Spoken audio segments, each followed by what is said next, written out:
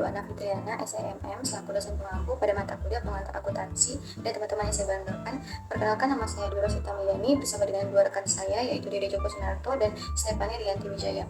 Kami di sini dari kelompok 4 akan menjelaskan mengenai siklus akuntansi perusahaan dagang dengan menggunakan metode periodik. Baiklah, langsung saja kita mulai pada bagian yang pertama, yaitu pendahuluan. Nah, perusahaan dagang sendiri memiliki pengertian, yaitu perusahaan yang melakukan aktivitas pembelian dan penjualan barang dengan harga di atas harga pokok agar bisa mendapatkan keuntungan. Sebelum mengerjakan soal siklus akuntansi, kita harus tahu terlebih dahulu apa itu metode periodik. Metode fisik atau disebut juga metode periodik adalah metode pengelolaan persediaan di mana arus keluar masuknya barang tidak dicatat secara rinci. Sehingga untuk mengetahui nilai persediaan pada suatu saat tertentu harus melakukan perhitungan barang secara fisik di gudang. Kemudian kita masuk kepada daftar transaksi. Berikut adalah daftar transaksi selama bulan Desember 2013. Perusahaan Waserba 81. Setelah itu terdapat daftar saldo. Untuk menyusun daftar saldo, caranya adalah dengan mengelompokkan akun tersebut. Jika masuk ke dalam akun harta dan beban, maka saldo normalnya akan bertambah di debit dan berkurang di kredit. Jika masuk ke dalam akun utang, modal, dan pendapatan, maka saldo normalnya yaitu jika bertambah di kredit dan berkurang di debit. Contohnya di sini ada akun kas, piutang dagang, persediaan barang dagang, asuransi dibayar di muka, perlengkapan toko, dan peralatan toko, itu termasuk ke dalam akun harta. Jadi, penulisannya itu saldo normalnya di sebelah debit. Sehingga dapat kita peroleh totalnya yaitu 1.387.700 untuk daftar saldo metode periodik. Selanjutnya, menyusun jurnal umum. Untuk menyusun jurnal umum, kita harus melihat dari daftar transaksi yang terjadi. Pada tanggal 1 Desember, yaitu membayar sewa toko bulan Desember sebesar 2.400, sehingga dicatat sebagai beban sewa di debit 2.400 karena bebannya bertambah, kemudian kas di kredit 2.400 karena membayar sewa, sehingga kasnya berkurang dan saldonya ditulis di sebelah kredit. Selanjutnya yaitu membuat keterangan yaitu membayar sewa toko. Kemudian kita ambil contoh juga pada transaksi tanggal 3 Desember, yaitu membeli 50 lusin kain batik dari Juragan Batik Erlangga dengan termin kredit sebesar 2/10, N/30, freight on board atau FOB, shipping point sebesar 21.600. Sehingga dalam perhitungannya yaitu dia akan mendapatkan 2% jika melunasi dalam jangka waktu 10 hari. Sehingga pencatatannya di jurnal umum yaitu pembelian di sebelah debit sebesar 21.600 dan utang dagang di sebelah kredit karena membeli secara kredit sebesar 21.600 dan diberi keterangan yaitu membeli barang dagang. Kemudian kita ambil contoh pada transaksi tanggal 6 Desember yaitu menjual berbagai oleh-oleh batik kepada Galeri Hatmini dengan termin kredit 2/10, N/30, FOB, shipping point senilai 8.500. Sehingga di jurnal umum dicatat sebagai piutang dagang karena menjual berbagai oleh-oleh batik kepada Galeri Hatmini tetapi belum dibayarkan sehingga dicatat sebagai piutang dagang. Kemudian penjualannya bertambah 8.500 dan kemudian dikasih keterangan yaitu menjual barang dagang. Kita lanjut pada contoh transaksi pada tanggal 14 Desember. Dikarenakan tanggal-tanggal sebelumnya itu sama caranya dengan transaksi yang sudah saya jelaskan. Oke, kita lanjut pada tanggal 14 Desember, yaitu Galeri Hatmini meretur beberapa barang yang dibeli pada tanggal 6 Desember seharga 1.500. Kemudian dicatat di jurnal umum yaitu retur dan potongan penjualan di sisi debit sebesar 1.500, kemudian piutang dagangnya itu berkurang, jadi dicatat di sebelah kredit sebesar 1.500. Kemudian keterangannya meretur barang dagang. Dan kita lanjut sampai pada transaksi 31 Desember. Bisa dilihat di sini transaksinya juga mirip-mirip, yaitu melunasi, kemudian menjual, kemudian ada meretur barang, dan saya masuk kepada totalnya, yaitu 267.550 di sisi debit dan kredit sudah balance, sehingga jurnal umumnya sudah selesai. Tahap selanjutnya yaitu penyusunan buku besar. Tahap ini kita sudah memiliki data sumber untuk membuat buku besar, yaitu jurnal umum dan jurnal penyesuaian. Nah, di sini sudah terdapat kolom-kolom yang sudah dikelompokkan berdasarkan akun-akunnya sendiri, dan kita harus mengurutkannya berdasarkan nomor akun, dan urutannya itu disusun berdasarkan tingkat likuiditasnya. Dapat teman-teman lihat setiap tanggal 1 Desember ini terdapat jumlah saldo. Nah, jumlah saldo ini dapat teman-teman lihat pada daftar saldo yang sudah kita buat sebelumnya. Berkas ini mencakup transaksi tunai seperti penerimaan, pengeluaran uang, dan transaksi lainnya yang mempengaruhi kas perusahaan. Seperti pada tanggal 1 Desember, jumlah saldonya itu senilai 21.200 terletak di debit. Lalu selanjutnya pada tanggal 1 Desember membayar sewa kantor senilai 2.400 di sisi kredit. Lalu kita kurangkan dengan saldo tadi dan memperoleh hasil senilai 18.800. Lalu pada tanggal 4 Desember membayar ongkos kirim senilai 500 di sisi kredit. Lalu dapat kita kurangkan lagi dengan hasil sebelumnya dan memperoleh hasil 18.300. Nah, begitu pula dengan urutan selanjutnya dan kita memperoleh hasil akhir yaitu 27.812. Selanjutnya kita masuk pada akun piutang dagang. Yang termasuk pada akun piutang dagang ini seperti piutang, catatan piutang, piutang tak tertagih, dan piutang lain-lain dengan jumlah saldonya yaitu sebesar 51.300 di sisi debit. Nah, untuk perhitungan selanjutnya itu sama seperti sebelumnya. Jika sama-sama di debit kita tambahkan, dan jika salah satunya di kredit dan di debit maka dapat kita kurangkan. Persediaan barang dagang dan asuransi dibayar di muka, kita hanya perlu memposting jumlah saldo dan jurnal penyesuaiannya saja. Nah, di sini pada akun perlengkapan toko dapat kita posting jumlah saldo dan jumlah penyesuaian, dan terdapat pada tanggal 29 Desember membeli perlengkapan senilai 800, lalu kita tambahkan dengan jumlah saldo dan kita kurangkan dengan jurnal penyesuaian. Di akun peralatan toko sampai dengan akumulasi depresiasi peralatan kantor, kita hanya perlu memposting jumlah saldo dan jurnal penyesuaiannya saja. Yang masuk pada akun utang dagang yaitu kewajiban perusahaan kepada pihak ketiga terhadap pembelian barang dan jasa secara kredit. Lalu pada akun utang gaji sampai dengan modal saham hanya memposting jurnal umum dan jurnal penyesuaiannya saja. Lalu masuk pada akun retur dan potongan penjualan, yaitu nilai barang dan jasa yang dikembalikan oleh pelanggan serta mengurangi pendapatan dan potongan yang diberikan kepada pelanggan. Pada akun diskon penjualan berisi nilai potongan yang diberikan kepada pelanggan atas penjualan. Ada akun beban gaji penjualan terkait dengan pembayaran gaji kepada karyawan yang terlibat dalam fungsi penjualan perusahaan. Pada akun pembelian mencatat nilai total pembelian barang atau jasa oleh perusahaan dari pemasok. Pada akun retur dan potongan pembelian, yaitu nilai barang yang dikembalikan kepada pemasok yang mengurangi nilai total pembelian dan potongan yang diterima oleh perusahaan dari pemasok. Akun diskon pembelian berisi nilai potongan yang diterima oleh perusahaan dari pemasok. Pada akun beban kirim pembelian berisi biaya pengiriman terkait pengiriman barang yang dibeli oleh perusahaan. Pada akun beban sewa sampai dengan beban listrik, air, dan telepon hanya memposting jurnal umum dan jurnal penyesuaiannya saja. Pada akun beban iklan berisi biaya yang terkait kegiatan pemasaran dan promosi perusahaan.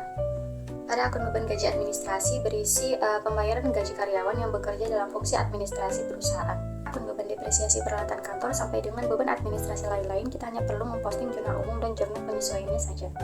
Selanjutnya kita masuk pada penyusunan daftar saldo sebelum penyesuaian. Dapat kita lihat di PT Waspada 81 pada akun yang pertama yaitu kas di BNI dengan nilai 27.812 terletak di debit. Nah, data ini diperoleh dari hasil akhir di buku besar pada akun kas. Begitu pula pada akun-akun lainnya seperti piutang dagang sebesar 43.550 terletak di debit. Nah, itu juga didapat dari hasil akhir pada buku besar di akun piutang dagang.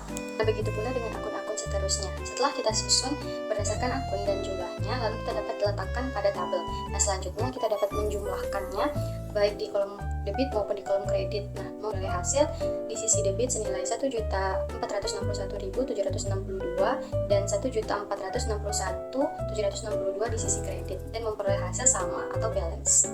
Pengerjaannya yaitu PT Waspada 81, saldo awal persediaannya itu diketahui sebesar 187.200. Nah, dapat kita lihat di neraca saldo. Lalu kita tambahkan dengan pembelian senilai 589.900 dan kita kurangkan dengan retur dan potongan pembelian beserta diskon pembelian dengan hasil 20.412. Lalu kita kurangkan pembelian dengan hasil tadi dan memperoleh pembelian bersih senilai 569.488. Lalu kita tambahkan dengan beban kirim pembelian senilai 16.600 dan memperoleh hasil 586.088. Nah, selanjutnya kita tambahkan dengan saldo awal persediaan dan memperoleh persediaan yang tersedia untuk dijual senilai 773.208.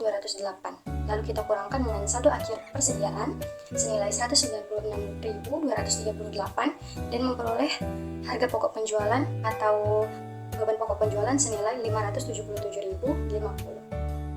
Baik, selanjutnya adalah penjelasan mengenai jurnal penyesuaian. Nah, di jurnal penyesuaian ini ada beberapa akun yang perlu disesuaikan. Yang pertama adalah prepaid expense atau beban dibayar di muka, kemudian prepaid revenue atau pendapatan diterima di muka, accrued expense atau beban terutang, accrued revenue atau pendapatan terutang, dan depreciation atau penyusutan. Nah, langsung saja kita masuk ke transaksi yang pertama, yaitu tentang beban pokok penjualan. Nah, di sini di kolom debit ada beberapa akun, yaitu beban pokok penjualan, persediaan barang dagang akhir, akhir. Kredit itu adalah potongan pembelian, diskon pembelian. Untuk di kreditnya, pembelian, beban kirim pembelian, dan persediaan barang dagang awal. Nah, untuk transaksi-transaksi selanjutnya, polanya sama. Tujuan dari disesuaikannya akun-akun ini adalah untuk menghilangkan pembelian di daftar atau neraca saldo. Lanjut ke daftar saldo sesudah penyesuaian. Nah, di sini untuk memudahkan kita lanjut saja ke kertas kerja untuk perbandingannya. Nah, di sini kita lihat ada 3 kolom utama, yaitu daftar saldo sebelum penyesuaian, jurnal penyesuaian, dan daftar saldo setelah penyesuaian. Di sini mekanisme dari daftar saldo setelah penyesuaian ini adalah ketika kolom di daftar saldo sebelum penyesuaian dan jurnal penyesuaian ini sama, yaitu misal sama-sama di kredit atau sama-sama di debit, maka akun tersebut akan ditambahkan. Tapi jika berlawanan, maka akun tersebut akan dikurangi. Kecuali di akun persediaan barang dagang, di sini ada 2, yaitu di debit dan di kredit, tapi kita pilih yang di debit karena ini adalah persediaan barang dagang akhir. Untuk transaksi yang berlawanan seperti di asuransi dibayar di muka ini, dia berlawanan di debit dan kredit, maka akan dikurangi. Tetapi untuk contoh yang sama, di akun yang sama, seperti di akumulasi depresiasi peralatan toko ini sama-sama di kredit, maka dia akan ditambah. Maka jumlah dari daftar saldo setelah penyesuaian ini sebesar 1.480.570 dan balance. Baik, selanjutnya adalah kertas kerja. Karena kita sudah masuk di kolom kertas kerja ini, langsung saja. Di sini ada 5 kolom. Sebelumnya tadi sama dengan yang saya sebutkan, daftar saldo sebelum penyesuaian, jurnal penyesuaian, dan daftar saldo setelah penyesuaian, dan ditambah lagi laporan laba rugi dan laporan posisi keuangan. Di sini tugas kita tinggal menginput saja data-data yang tadi kita masukkan. Kemudian untuk laporan laba rugi ini kita ambil dari kolom penjualan hingga beban, dan sebaliknya untuk laporan posisi keuangan kita ambil dari kas hingga dividen. Sehingga kita jumlahkan hasilnya, kita akan mendapatkan hasil yang balance untuk ketiga jurnal, yaitu jurnal daftar saldo sebelum penyesuaian, jurnal penyesuaian, dan daftar saldo setelah penyesuaian. Sedangkan untuk laporan laba rugi kita akan mencari lagi, kita akan memproses lagi lewat kita kurangi antara debit dan kredit ini, kita dapatkan selisihnya. Untuk laporan laba rugi kita tambahkan dengan kolom di sebelah debitnya, maka kita dapatkan hasilnya. Jika balance, maka perhitungan kita sudah benar. Begitu juga dengan laporan posisi keuangan, tetapi selisih tadi kita tambahkan dengan posisi debit, maksud saya posisi kredit di laporan posisi keuangan, dan dapat kita hasilkan hasil yang balance. Selanjutnya, kita masuk ke laporan laba rugi. Di laporan laba rugi ini ada 2 yang perlu kita hitung, yaitu pendapatan dikurangi dengan beban. Di sini total pendapatan sebesar 523.300 dan total beban sebesar 320.387. Kita kurangi, dapatlah laba bersih sebesar 202.913. Lanjut ke laporan perubahan ekuitas dan posisi keuangan. Di sini yang pertama adalah laporan perubahan ekuitas. Kita ketahui bahwa saldo awal kita sebesar 135.100, kemudian ditambahkan dengan laba bersih dikurangi dengan dividen, maka dapatlah saldo akhir sebesar 293.013. Lanjut di laporan posisi keuangan, di sini terbagi menjadi 2, aktiva dan pasifa. Yang pertama aset atau aktiva, kita terbagi menjadi 2, yaitu aset lancar dan aset tetap. Aset lancar jumlahnya sebesar 272.833 dan aset tetap jumlahnya 138.700. Dapatlah total aset sebesar 411.533. Lanjut ke liabilitas. Di sini atau pasifa terbagi lagi menjadi 2, yaitu liabilitas lancar dan liabilitas jangka panjang. Untuk total liabilitas lancar totalnya 28.520. Untuk liabilitas jangka panjang totalnya 40.000. Kita jumlahkan menjadi 68.520. Dan yang terakhir adalah ekuitas. Diketahui bahwa modal saham itu sebesar 50.000 ditambahkan dengan saldo laba sebesar 253.313. Total ekuitas kita dapatkan adalah 343.013. Maka ketika kita jumlahkan, hasilnya menjadi 411.533, sama dengan total aset kita, maka balance. Baiklah, terima kasih sudah menyaksikan presentasi dari kelompok kami atau kelompok Kurama yang beranggotakan saya, mewakili anggota kelompok lain yaitu Stefani dan Dwi Rosita Meliani. Kami mengucapkan terima kasih atas segala perhatiannya. Mohon maaf apabila ada kekurangan dan kesalahan. Wabillahi taufiq wal hidayah. Wassalamualaikum warahmatullahi wabarakatuh.